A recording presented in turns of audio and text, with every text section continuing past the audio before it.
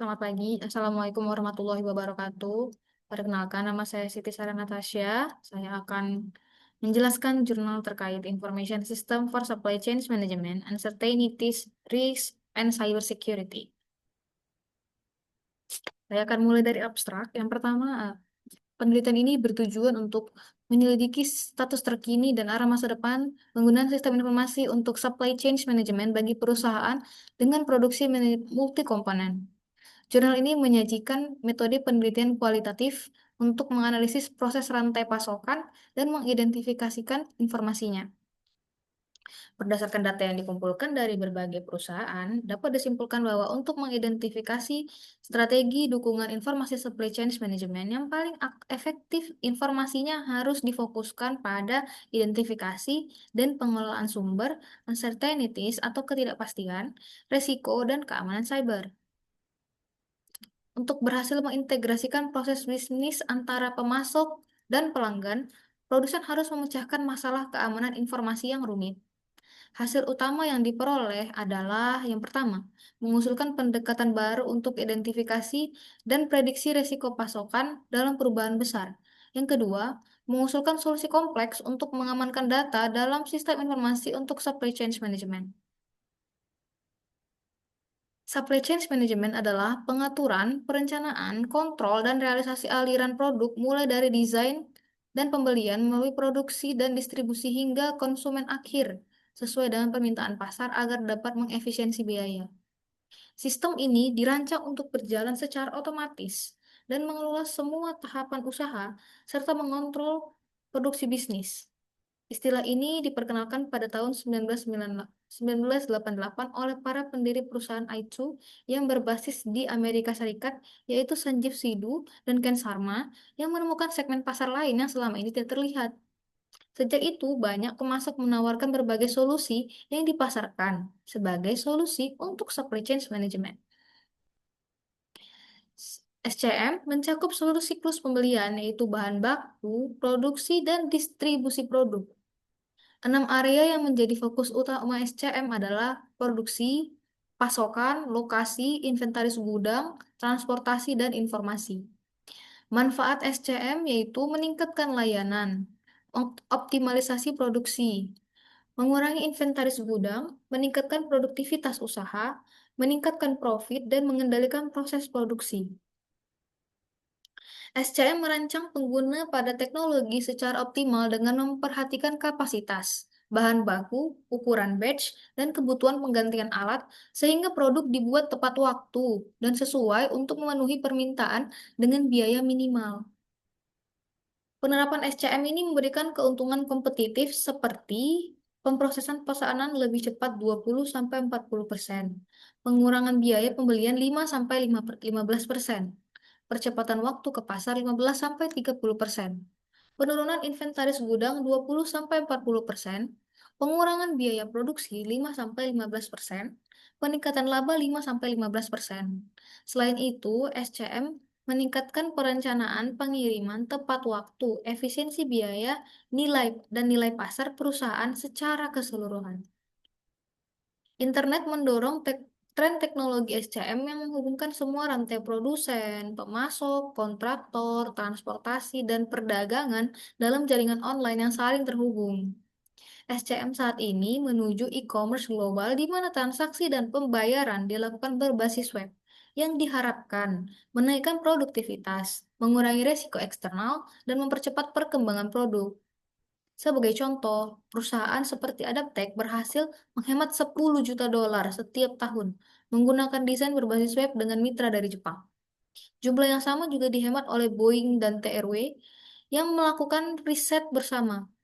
General Motors yang bekerja melalui platform Commerce One Trade Exchange dan memilih memasok secara real time menghemat sekitar 400 juta dolar setiap tahun dari biaya.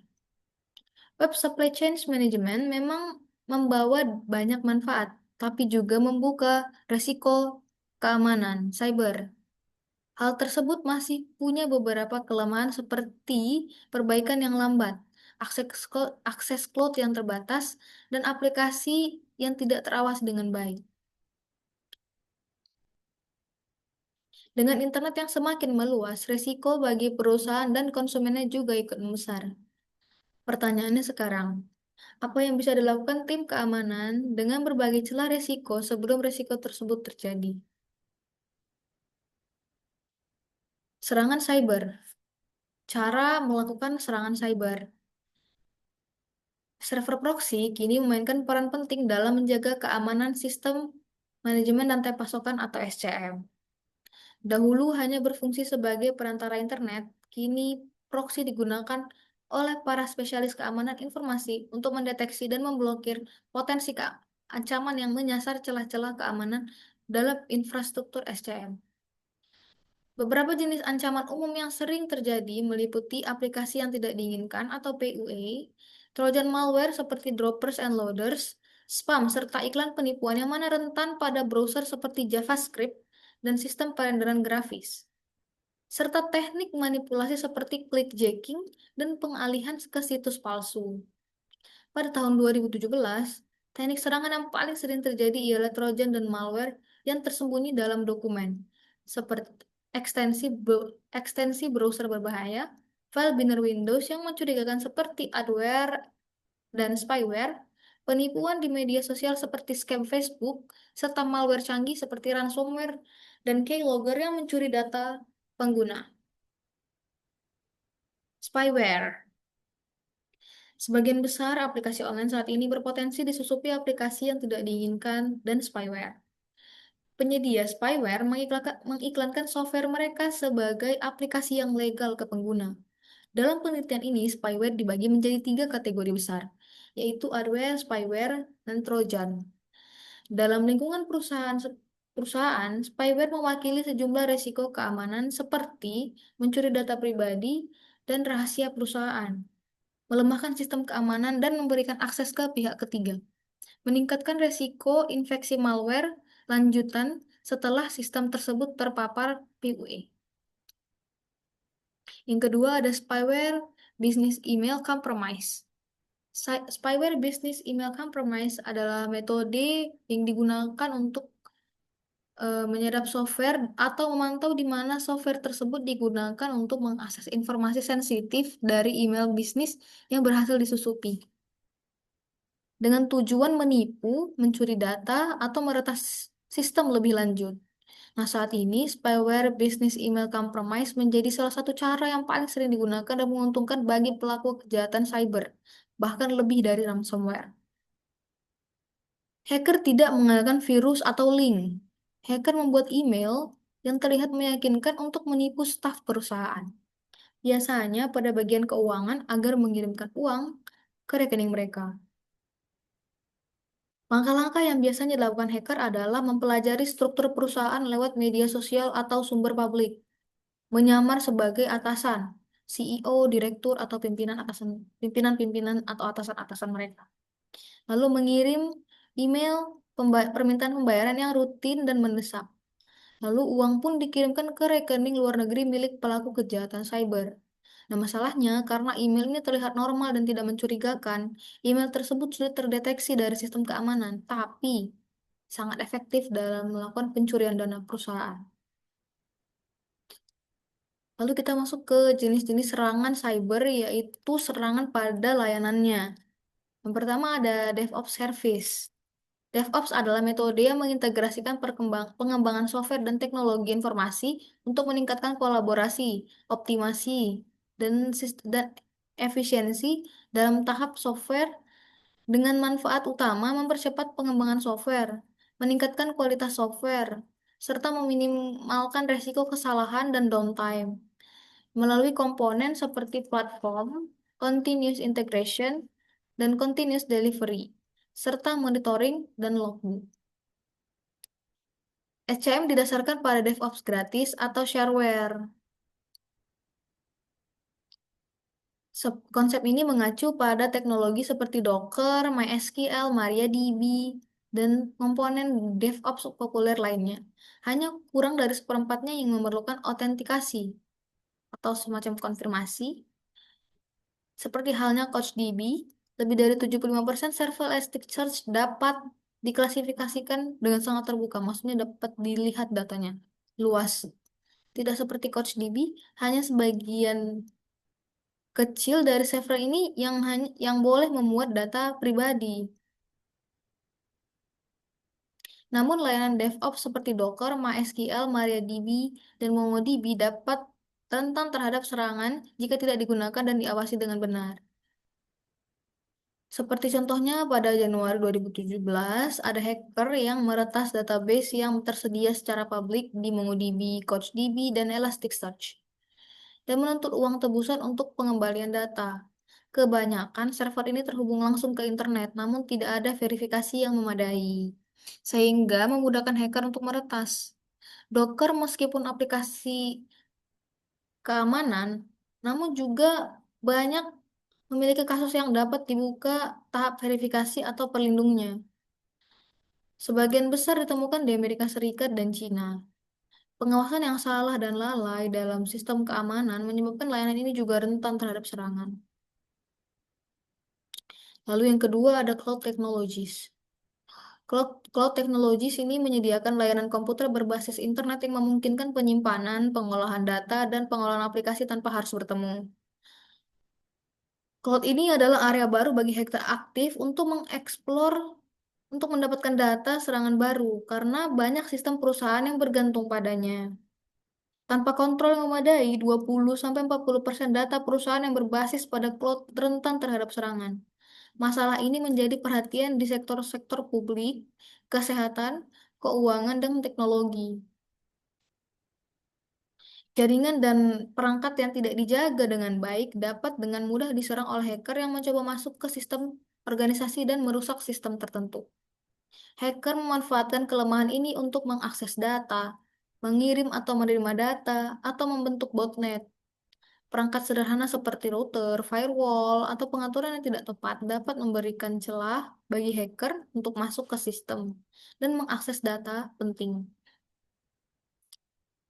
Yang ketiga ada Internet of Things atau IoT. Ini adalah interkoneksi perangkat fisik, kendaraan, gedung, dan benda-benda lain. Atau sering disebut perangkat terhubung atau perangkat pintar. Yang memiliki perangkat elektronik, perangkat lunak, sensor, aktuator bawaan, dan mampu terhubung ke jaringan yang memungkinkan mereka untuk mengumpulkan data dan membagikannya. IoT mencakup tiga elemen utama, yaitu teknologi informasi atau IT, teknologi operasional atau OT, dan teknologi konsumen.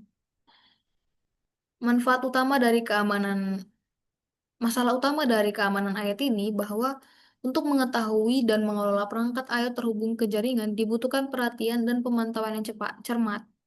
Banyak perangkat IoT yang terhubung tanpa terdeteksi atau tercatat dengan jelas, membuatnya sulit untuk mengetahui perangkat mana yang ada dan apakah perangkat tersebut aman atau tidak. Selain itu, perangkat ini memiliki beberapa jenis masalah seperti pemberitahuan serangan dan pembaruan hampir tidak ada atau tidak sama sekali. Dijalankan dengan aplikasi yang khusus, beberapa aplikasi yang tidak diperbarui atau sudah lama, seperti Windows XP. Lalu, perbaikan yang sangat jarang dilakukan. Masalah keamanan IoT, keamanan perangkat IoT ini semakin sulit karena bagian keamanan sering tidak memahami peringatan dari perangkat tersebut. Karena tidak jelas siapa yang bertanggung jawab jika terjadi serangan. Tim yang melaksanakan dan membuat teknologi ini biasanya sudah meninggalkan proyeknya ketika proyeknya selesai.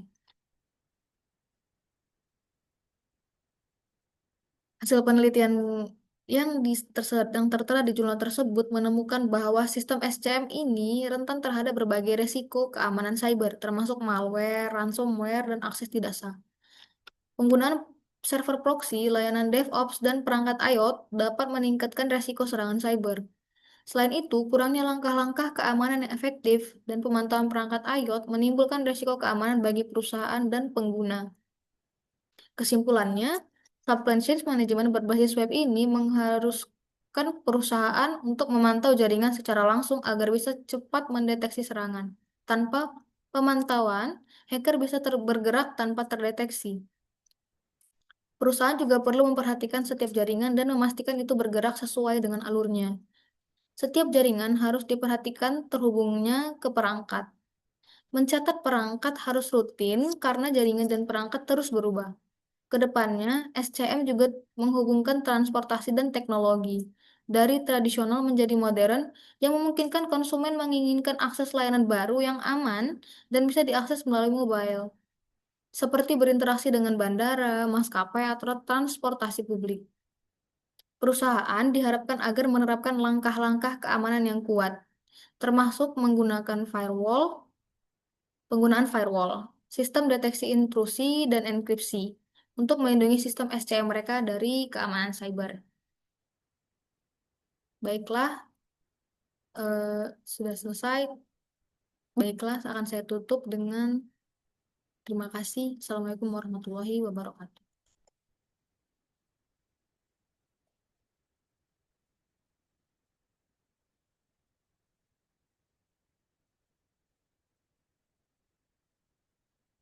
Pinter.